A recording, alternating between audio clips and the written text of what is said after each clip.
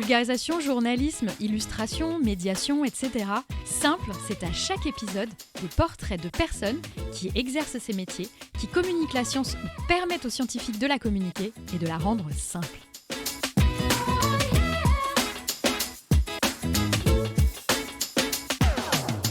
Bonjour à toutes et à tous et bienvenue dans ce nouvel épisode de Simple. Aujourd'hui, je reçois Gaïa Johanna. Bonjour Gaïa. Bonjour. Tu es chef de projet en médiation scientifique à l'INSERM. C'est ça. J'ai hâte que tu nous racontes tout ça, parce qu'en plus, j'ai l'impression que tu as un parcours bien varié. On va commencer par qu'est-ce que c'est que être chef de projet en médiation scientifique à l'INSERM ? Tu dois faire plein de choses différentes. Ouais, effectivement, c'est super varié. Globalement, déjà, je précise que je travaille dans l'équipe en communication pour l'Île-de-France à l'INSERM. Ouais. Donc, on a vraiment un rôle de proximité à la fois avec les gens en Île-de-France et à la fois avec les chercheurs localisés en Île-de-France. Donc il y a cette double proximité qui joue beaucoup dans le métier et globalement ça va être moi mon rôle dans l'équipe ça va être de faire beaucoup d'actions de médiation pour mettre en lien les chercheurs en Île-de-France et le public en Île-de-France et parfois ailleurs quand c'est des actions un peu plus en ligne. Mais donc ça va être créer des événements, on a déjà fait des podcasts, on a déjà fait des vidéos. L'organisation d'événements reste, je dirais, la plus grosse partie de ce que je fais. On avait aussi participé à une BD, la création d'une BD de vulgarisation qu'on distribuait notamment sur nos événements. Donc voilà, c'est très très vaste. Il y a beaucoup du temps de mon travail qui est passé à identifier les meilleurs chercheurs pour tel ou tel événement. Par exemple, on va avoir des partenariats avec des bibliothèques qui vont nous dire on aimerait bien un chercheur sur tel sujet. Donc je vais identifier le chercheur qui serait le plus à même de parler du sujet. Donc c'est super intéressant et surtout ce qui est sympa c'est que à l'INSERM, c'est l'Institut national de la santé et de la recherche médicale. Il y a plein de sujets différents. Je l'expliquerai dans mon parcours, mais la santé, c'est vraiment ça qui me passionne. Et on a la chance en Île-de-France d'avoir quasiment tous les sujets. Vraiment, c'est super vaste, quoi. Ouais, c'est exactement ce que j'allais dire. J'allais dire, ce qui est chouette avec ton travail, c'est qu'en fait, t'es pas restreinte à un sujet vraiment précis. C'est que voilà, c'est tous les sujets de l'INSERM. Et effectivement, l'INSERM, vous avez des antennes régionales de communication, c'est ça ? Et de médiation ? Exactement. Il y a des antennes donc, dans les différentes régions de France. C'est un peu pareil au CNRS aussi. Enfin, on n'est pas le seul institut à faire ça. Je pense qu'il y a d'autres instituts aussi qui font ça. Le découpage va être différent un peu selon chaque institut. Mais voilà, il y a toujours cette idée de proximité parce que souvent les sièges des institutions ils sont à Paris. Mais ça permet que toutes les régions aient droit à des événements, à des gens qui leur parlent, aussi s'insérer dans les événements locaux parce qu'il y a des événements de médiation scientifique ou de vulgarisation qui ont lieu dans toutes les régions, donc ça permet de s'insérer dans ces événements. Par exemple, on a un collègue à Nantes qui tous les ans participe aux Utopiales. Pierre. Exactement. Oui, ça vous aide parce que c'est vrai que si jamais vous étiez par exemple une équipe à Paris, ça serait impossible d'avoir autant de partenariats. Tu vois, tu disais avec des bibliothèques, avec des trucs locaux comme ça. Ça demande énormément de boulot et puis ça ferait beaucoup de voyages. Enfin, ça serait c'est logique en termes que de ce soit organisé comme ça. En termes de déplacement, ce serait absolument impossible de toute façon d'être présent partout en France avec une équipe seulement localisée à Paris. Tu as parlé de podcasts, de BD. Je propose aux personnes qui nous écoutent d'aller voir en description. Je vais mettre les liens de tout ça, comme ça, ils pourront, ou elles pourront écouter, lire, etc. pour en savoir plus. Alors, tu as déjà un peu teasé sur ton parcours. Tu as dit que la santé, c'était hyper important. Donc, est-ce qu'on peut retourner sur ton parcours, savoir comment t'en es arrivé là ? Qu'est-ce que tu as fait avant ? J'ai l'impression que tu as fait plein de choses. Donc, comment tu as commencé les études ? Tu as fait des études de quoi ? Alors, j'avais fait des études de biologie. En fait, comme beaucoup de gens, j'ai l'impression dans la vulgarisation, au début, je voulais être chercheuse. Je savais pas trop dans quel domaine, donc c'est pour ça que je suis pas partie sur la fac, parce que je me disais que je voulais pas me spécialiser trop rapidement. Donc, j'ai fait une prépa. Et ensuite, je suis rentrée en école d'ingé AgroParisTech, qui est historiquement une école d'agronomie, mais qui en fait a tout un secteur santé. Donc, je suis rentrée dans cette école pour leur secteur santé. Donc, moi, très vite, je savais que c'était la biologie et plus précisément appliquée à la santé humaine qui me passionnait. Après, en cours de temps, je me suis rendu compte que, en fait, c'était plus le monde de la recherche qui me passionnait, mais que les expérimentations, tout ça, c'était pas trop mon truc. En plus, j'ai des problèmes de motricité fine, je suis dyspraxique. Donc ça m'aide pas du tout pour tout ce qui est expérimental. Même en général, je me suis rendu compte que c'était plus apprendre les résultats un peu de la recherche, l'univers qui m'intéressait. Et donc là, j'ai cherché un peu ce que je voulais faire. J'ai fait une année de césure césure, j'ai fait des stages un peu dans tous les domaines et tout ça. Et Ouais. là encore, comme beaucoup de monde, c'est pendant le Covid où je me suis posée pour réfléchir. J'étais en stage de fin d'études. Ouais, en stage de quoi? J'étais en affaires réglementaires. Enfin, c'était du conseil en affaires réglementaires pour des petites startups qui faisaient des médicaments pour des maladies rares. Donc, assez spécifique. Mais du coup, ça m'a permis d'apprendre plein de choses encore sur le process qui permet d'amener un médicament sur le marché. Donc, c'était vachement intéressant sur cet aspect-là. Mais le travail de tous les jours, clairement, c'était pas ce que je voulais faire.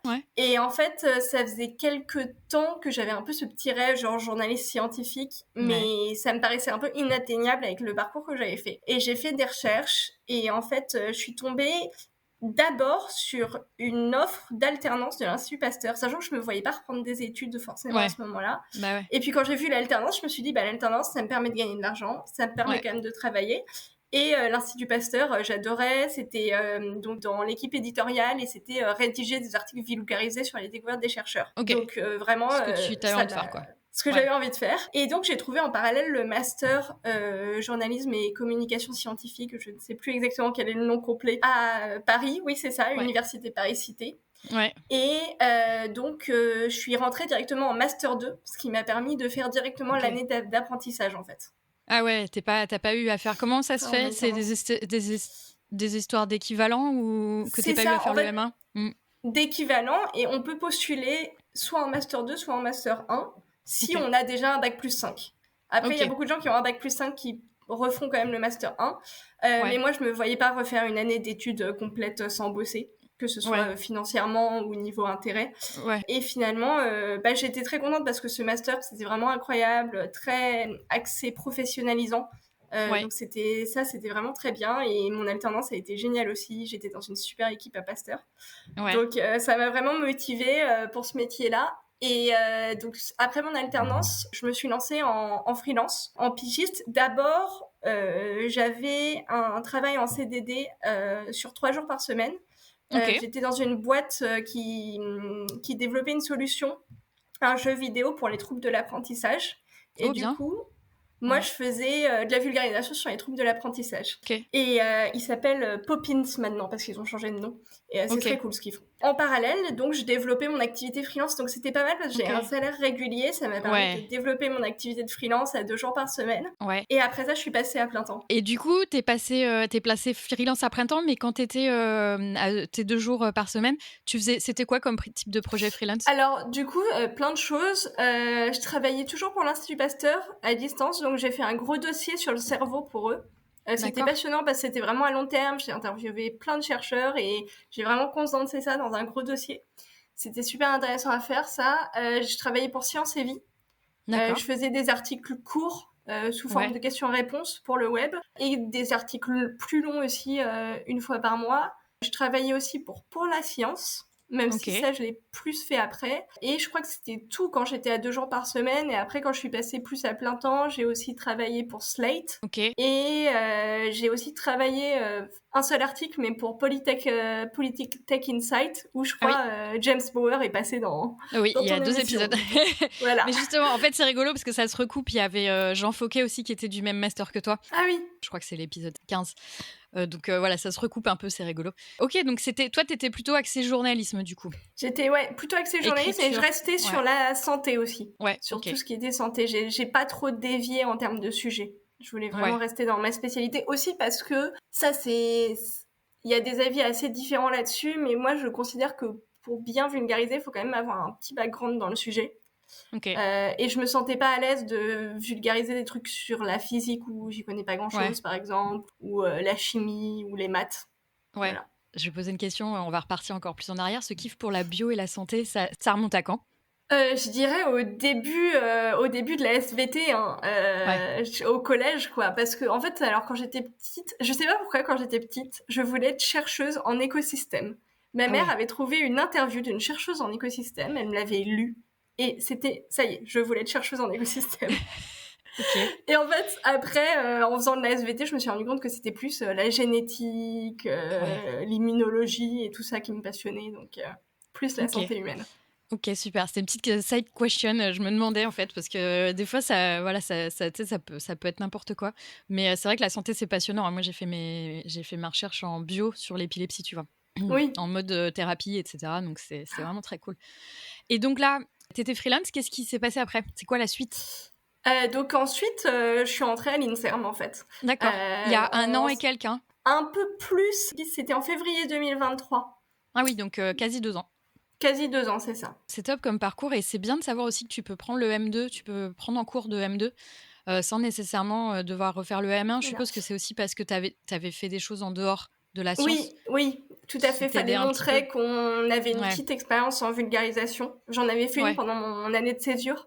OK, J'en reparlerai plus bien. tard, mais du coup, et voilà, pour pas donner de faux espoirs à ceux qui nous écoutent, ils en Ouais, prennent pas non plus beaucoup. Ils prennent 2-3 personnes par an directement en oui. M2 seulement. Ouais, ouais, ouais, Voilà, sinon c'est une promo qui est suivie de M1, de M1, M2 c'est ça. c'est super riche comme parcours, c'est super intéressant d'entendre ça et du coup, on va retourner à ta première expérience. Je sens que je sens que tu l'as un tout petit peu teasé.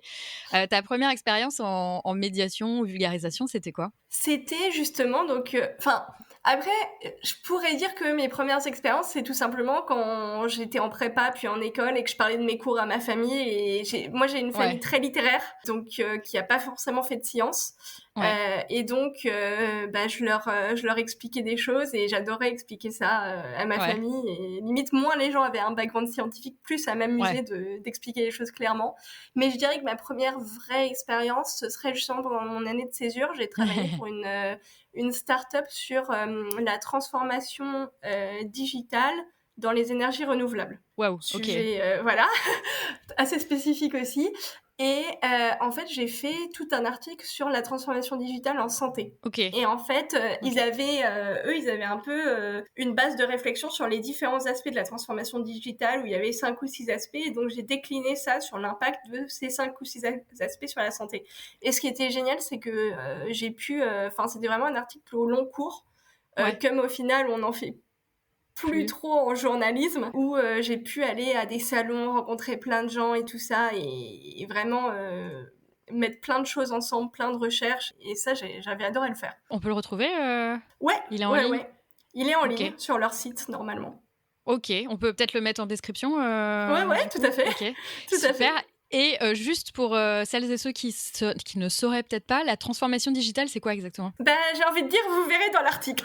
OK, OK, Parce OK. que ça explique bien mieux que je ne pourrais le faire là à froid, Ouais. sans m'être plongée dedans.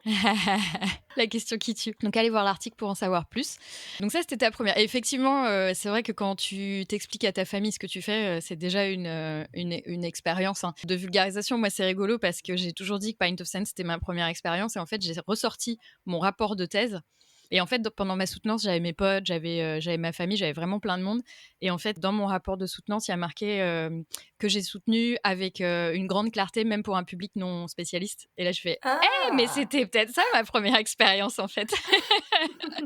J'ai retrouvé ça il y a pas Ouais. longtemps, je me suis dit: «Ah comme quoi finalement, hein, tu vois, c'était Ouais, des là fois, il depuis y a le des début». choses auxquelles on ne pense pas, hein. Ouais, c'est ça et en fait, je me souviens que j'avais kiffé la faire en me disant, «Bah, voilà, c'est le seul moment où en fait, je vais pouvoir, vraiment parler de mes recherches, pendant longtemps à tout le monde, tous mes potes et tout» ouais donc bon voilà. Mais c'est rigolo, tu sais, quand tu réfléchis à ta première, tu te dis: «Ah c'est peut-être ça. Ah non attends, j'avais fait ça avant et puis avant ça». Enfin voilà, ça peut remonter, parfois, au dîner de famille, avec, à expliquer ton projet. Alors, Ouais. tu as fait plein de choses différentes. J'ai l'impression que tu es très axée écriture, mais ça, on en parlera, peut-être après. Plus trop Plus maintenant. maintenant, hein. Ouais, tu étais axée. C'est ça. C'est quoi ton meilleur souvenir de tout ce que tu as fait là? La chose, pas forcément la chose que tu as préféré faire, mais celle, peut-être qui t'a marqué le plus, tu vois? Alors, je vais dire 2 choses parce que c'est Allez. difficile de choisir. Ouais, c'est dur, Le hein. premier, ça va être très court, c'est, la première fois que j'ai eu un article signé. Il y avait la petite fierté d'avoir Ouais, un article en ligne, surtout, je dirais même le premier article signé dans Science et Vie, parce que quand même, ouais, c'était un peu un rêve de gosse, Science et Vie. Enfin, ouais, je lisais Science et Vie junior, puis Science et Vie toute mon enfance.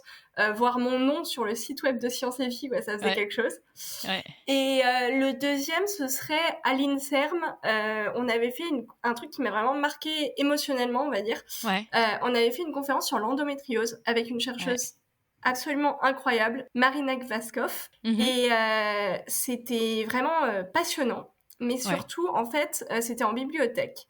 Et la plupart des gens qui étaient venus étaient des personnes atteintes de l'endométriose. Ouais. Et on Ouais. sentait dans leurs questions qu'elles avaient besoin d'en parler, que ça leur faisait du bien d'avoir quelqu'un qui soit là pour elles, pour en parler avec elles. Là où elles se sentaient souvent délaissées par le corps médical, de voir qu'il y avait de la recherche qui était en cours, des personnes, et surtout que cette chercheuse, Marina Kvaskov, elle a un côté extrêmement humain où on sent qu'elle tient vraiment à améliorer la vie de toutes ces personnes atteintes d'endométriose, que c'est vraiment ça qui la motive. Et en fait, voir à quel point ça avait l'air de faire du bien à toutes ces personnes qui étaient dans le public, c'est un des moments où je me suis dit waouh, je fais un truc qui sert à quelque chose. Tu sais, dans ton métier, t'as toujours un peu cette question de est-ce que finalement ça sert à quelque chose? Et c'est un des moments où je me suis dit ouais, bah ça sert à quelque chose. Émotionnellement, c'était fort. Ouais, bah, oui, j'imagine. Mais c'est souvent c'est intéressant parce que quand tu bosses sur la santé, du coup, les événements que tu fais prennent parfois une autre dimension parce que c'est vrai qu'il y a souvent des patients. C'est vrai que c'est autre chose. C'est-à-dire que tu parles à des gens, regardez, tu leur donnes un espoir, tu leur expliques, voilà, il y a des choses qui sont faites, sur la maladie, qui vous atteint et c'est vrai que c'est complètement différent, tu vois, de certains sujets, où en fait, bah, voilà, les gens sont là, par curiosité, parce que, ça les intéresse. Mais, c'est vrai que voilà, ça amène une dimension vachement émotionnelle parfois. C'est clair. Quand tu as des patients, dans la salle, tu vois, où tu dis: «Waouh, OK, là, tu vois, ça leur donne, comme tu dis, une petite fenêtre sur, la recherche et de se dire: «Bon, bah, on n'est pas abandonnés, quoi». C'est ça. Même si parfois c'est un peu délicat parce que à chaque fois quand il y a des patients, il y en a toujours qui posent des questions médicales comme si les chercheurs étaient un médecin. Et en fait, les chercheurs, déjà, ils sont pas médecins, donc ils sont pas forcément à même et ils ont pas le droit de donner des conseils médicaux. Et c'est toujours un truc qui est important à rappeler. Ouais, moi je l'ai vécu, bah, en tant que chercheuse sur l'épilepsie, on me posait des questions des fois, je ne sais pas en fait, je suis docteur, mais pas le style de docteur qui peut vous soigner. C'est ça. Enfin peut-être, je peux peut-être vous soigner si ma thérapie passe, tu vois, passe chez l'humain dans 10 ans, mais en tout cas là tout de suite, je peux pas. Mais c'est vrai que voilà, c'est bien à rappeler. Ton boulot, du coup, on a dit, tu étais tu beaucoup. Là maintenant, tu fais plutôt, on va dire, tu organises plutôt des événements? Ouais, c'est ça. Un peu plus gestion de Ouais. projet dans un sens. Ouais, gestion de projet. Qu'est-ce que c'est le truc préféré dans ton boulot, d'une façon générale? Le truc que tu préfères faire? Alors, c'est pas tant ce que je préfère faire, mais l'aspect que je préfère, c'est le fait d'apprendre des nouvelles choses tous les jours. Et ça, c'est le point commun entre quand j'étais journaliste ou maintenant quand j'organise des événements. C'est à chaque fois que j'échange avec des chercheurs, à chaque fois que je vais à la conférence que j'ai organisée, ou quand je faisais des interviews, ou genre ça m'arrive encore d'en faire quand on crée des outils de médiation. Bah, on apprend plein de choses et c'est génial de discuter avec des personnes passionnantes et passionnées aussi régulièrement, quoi. Ouais, c'est vrai que c'est génial. En plus, tu apprends sur tous les sujets. Enfin, voilà, c'est ça, tu vois, comparé à la recherche où, au final, tu es toujours sur le même sujet, donc tu apprends plein de choses, mais toujours sur le même sujet. De pouvoir discuter avec plein de gens qui travaillent sur des trucs de fou. Des fois, tu te rends même compte, des idées de recherche des gens. Tu te dis: «Waouh, je pensais pas qu'on pouvait étudier ça», tu vois? C'est vraiment un truc de fou. Ouais, non, c'est vraiment génial ce côté-là. OK, donc ton truc préféré, ce qui est bien, c'est que ça reste, en fait, que tu fasses de l'événementiel ou de l'écriture, tu continues de discuter avec, des super chercheurs et chercheuses. Si jamais ça, c'est la question que j'adore poser. Si jamais, je te donne, là, demain, je te donnais zéro contrainte, que ce soit de temps, de charge de travail, budgétaire et cetera, c'est quoi le truc que tu aimerais bien tester? Alors, je pense, si vraiment je pouvais faire tout et n'importe quoi Ouais. et que j'avais un vrai budget parce que, en fait, le problème dès qu'on crée des nouvelles choses en vulgarisation ou en médiation, c'est toujours la diffusion. C'est que ça sert tu peux faire le produit le plus génial du monde, si jamais personne le regarde, il Ça n'aura sert à pas eu rien. d'impact. Donc, disons que si j'avais un budget de diffusion aussi, un super budget, j'aimerais bien faire quelque chose d'un peu décalé de vulgarisation qui mêle vulgarisation et autre chose.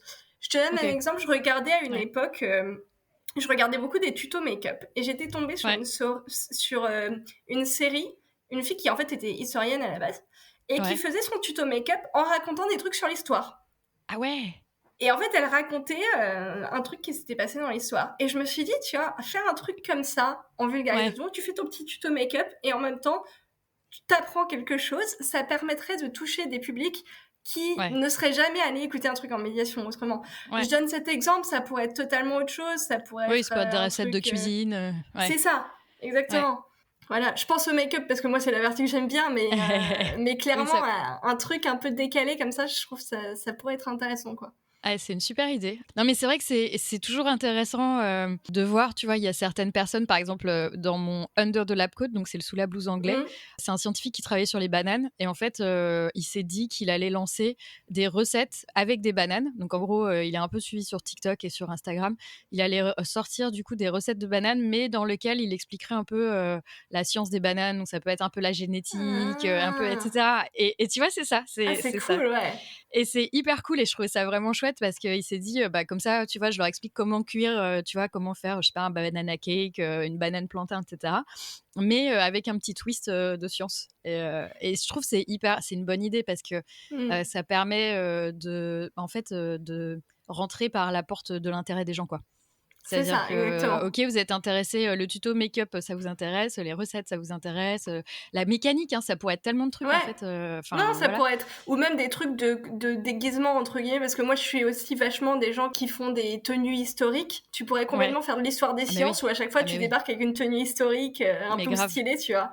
Ouais, bah, c'est une super idée. Écoute, on sait jamais, peut-être que tu vas On sait développer ça plus jamais. tard, voilà, on sait jamais. Mais c'est bien cette question parce que ça me donne toujours, tu vois, des enfin, c'est toujours des idées de fou. Les gens ont toujours, mes invités ont toujours des bonnes idées et c'est chouette. À la fin, tu écoutes, tous les épisodes, cette question sur tous les épisodes et tu te dis: «Ah, on pourrait faire des trucs de fou». Il y avait Quentin qui parlait d'un opéra scientifique, tu vois? Ah, j'adore. Non, mais voilà, enfin, tu vois, c'est vraiment des idées chouettes. Mais c'est vrai que je suis très fan de rentrer, par la porte de ce que les gens, de ce qui intéresse les gens, tu vois? Et de dire, Mmh. «Tiens, tuto make-up, au fait, est-ce que vous saviez que cette couleur, rose, vient de, nanana?» Tu vois? Tu peux faire trop de Ouais. trucs, quoi. Ouais, ouais. C'est vraiment une super idée. On arrive, vers la fin du podcast et maintenant, c'est le moment des 3 conseils à des gens qui aimeraient faire comme toi. Voilà, se lancer, dans la médiation scientifique. Qu'est-ce que tu leur dirais? Je dirais déjà, de pas hésiter à commencer la vulgarisation avant même de se lancer dans une formation ou un métier de vulgarisation. Ouais. Par exemple, on peut être bénévole chez Pint of Science, ça permet de mettre un pied dans le là-dedans. Je l'ai pas Il y payé pour a dire ça, hein. promis! Il y a certains journaux, qui vont accepter des piges, même si tu pas forcément de formation en journalisme scientifique, qui te permettent d'exercer ta plume. Tu Mmh. peux même, faire des petites brèves sur LinkedIn ou, sur tes Ouais. réseaux sociaux. Enfin, même si c'est un truc moi, avant de me lancer là-dedans, j'avais fait une page Insta qui n'a jamais dépassé les 10 abonnés, où je faisais de la vulgarisation. Mais c'est pas grave, le but c'était pas de faire une page Insta qui marche, le but c'était de m'entraîner, De de m'habituer tester. et voir si j'aimais ça en fait. Mais c'est toujours le premier conseil que je donne, je suis d'accord avec toi. Parce qu'en fait, il y a tellement de choses à faire que, tu sais pas si tu vas aimer. Donc Exactement. tester, je trouve que c'est un des premiers. C'est pareil, je suis complètement d'accord Mm. avec toi, c'est un des premiers trucs à faire, en fait. Et le deuxième que je dirais qui est un peu en lien, c'est explorer la variété des métiers Ouais. en vulgarisation. Parce que il y a beaucoup de métiers. Tout le monde, en général, beaucoup de gens, quand ils rentrent là-dedans, veulent faire journaliste scientifique. Malheureusement, c'est un domaine où il n'y a pas beaucoup de postes. Ouais. Et en fait, il y a plein d'autres métiers qui existent. Tu peux être médiateur en musée, tu peux être en musée de sciences notamment, Mmh. comme moi, communicant au sein d'une institution. Et même au sein des institutions, il y a plein de métiers. Il y a les réseaux sociaux, Ouais. il y a vraiment plein de choses. Je pourrais pas toutes les lister ici, mais explorez ça pour voir et réfléchissez un peu. Qu'est-ce qui vous attire le plus? Est-ce que Mmh. c'est le fait d'être en contact avec des chercheurs? Est-ce que c'est le fait de faire la vulgarisation vous-même? Et voilà, essayez de s'orienter un peu en fonction de ça. Ouais, carrément. Et du coup, ce que je dirais, pour aller plus loin, tu vois, dans ça, c'est contacter les gens et demander leur ce qu'ils Mmh, font. Parce ouais, que parfois, en fait, il y a plein de gens qui sont déçus, par, tu vois, le côté, de tous les jours de ton poste, par exemple. ouais, ouais, Tu vois, ça totalement. peut vendre du rêve et puis, en fait, par exemple, moi, quand je dis aux gens, «Bah, freelance, tu tout seul, hein, tu bosses, chez toi avec ton chat». En fait, il y a plein de gens qui sont déçus en mode: «Ah bon, tu travailles pas avec une équipe?» Bah non, je suis toute seule, tu vois? Et Ouais, rien que ça, c'est des choses où ils se disent: «Ah oui, OK, bah, finalement, c'est peut-être pas pour moi» et cetera. Donc faut mmh, pas hésiter, pour explorer les métiers, justement, aller voir sur les réseaux, voir ce que les gens font, et puis, aller leur poser des questions sur, leur boulot, de tous les jours. Moi, c'est ce mmh, que j'essaie de faire en podcast, tu vois? J'essaie vraiment d'avoir ouais, des gens de partout pour un peu expliquer quel est le boulot, quel est leur parcours et tout, pour essayer justement de montrer toute la variété, tu vois. Mais aller leur demander, on est toujours content généralement de parler de ce qu'on fait. Donc carrément, ça c'était la Ouais, suite de ton conseil numéro 2. carrément. Et je dirais même, n'hésitez pas à contacter plusieurs personnes pour un même métier, parce qu'en fait, les Ah ouais, réalités d'un même métier peuvent être c'est pas très pareil. différentes Mmh, d'un institut à l'autre, d'une boîte à l'autre, d'un journal à l'autre. Même ouais. entre deux pigistes, vous allez en avoir. Enfin, moi, j'avais des personnes qui venaient raconter leur métier dans le master, et ça, c'était un aspect super cool. Ah oui, ouais. Et t'en avais qui disaient le pigisme, c'est trop bien, j'en vis très bien et je suis super libre. Et d'autres qui disaient j'arrive pas à en vivre, c'est la merde. Ouais, ouais, Voilà. ouais. C'est très variable et forcément les gens ont des ressentis variables, Ouais. des vécus variables. C'est pour ça que c'est intéressant aussi de voir un max de témoignages, effectivement. Oui, oui, parce que c'est vrai qu'à 2 boulots qui vont être vachement similaires, à 2 endroits Mm. différents, ça va pas être la même chose. Il y a aussi comment toi tu le vis, tu vois? Justement, est-ce que c'est un boulot qui est fait pour toi? J'ai toujours cet exemple d'une copine à moi quand j'étais encore chercheuse, et que je bossais sur Pint of Science à l'époque et je faisais la com scientifique déjà un peu et tout, qui en fait, voyait que je kiffais mon job. J'étais à fond, enfin en tout cas la partie com scientifique, j'étais à fond et tout. Elle voulait quitter la recherche et elle s'est dit: «Bah, je vais faire la même chose que toi». Mm. Parce que ça te rend heureuse. Et en fait, je lui dis, bah viens, aide-moi si tu veux sur Pint of Science pendant un petit peu de temps, comme ça tu testeras. Et c'est justement l'importance de tester, comme tu disais. Et en fait, elle a testé et au bout d'un mois, elle m'a dit, oh mon Dieu, c'est tellement pas pour moi. Et elle m'a dit, bah j'ai bien fait, merci, tu vois, de m'avoir fait essayer. Parce que en fait, elle a vu combien moi ça me convenait parfaitement et elle s'est dit bah elle est heureuse avec ce job donc ce job doit être bien et du coup elle a Mm. voulu faire la même chose et en fait ça c'est un truc je pense le pire qu'on puisse faire c'est se dire ah cette personne a l'air super heureuse dans son job donc je vais faire pareil et ça va me rendre heureuse mais en fait elle est heureuse dans ce job parce que ça lui convient de fou et c'est pas forcément la même chose pour tout le monde tu vois et ça moi j'ai plein de potes de recherche qui ont fait ça qui sont partis dans des jobs qui n'étaient pas forcément bien pour eux mais qui, en fait, qui convenaient parfaitement à d'autres potes et ils voyaient qu'ils Mm. s'éclataient dans leur boulot. Ils se sont dit, ah, je vais faire la même chose. Et en fait, pas du tout, quoi. Ouais. Et du coup, tester, ça permet de savoir complètement si t'aimes ça, tu vois, et discuter avec les gens, voir les ressentis.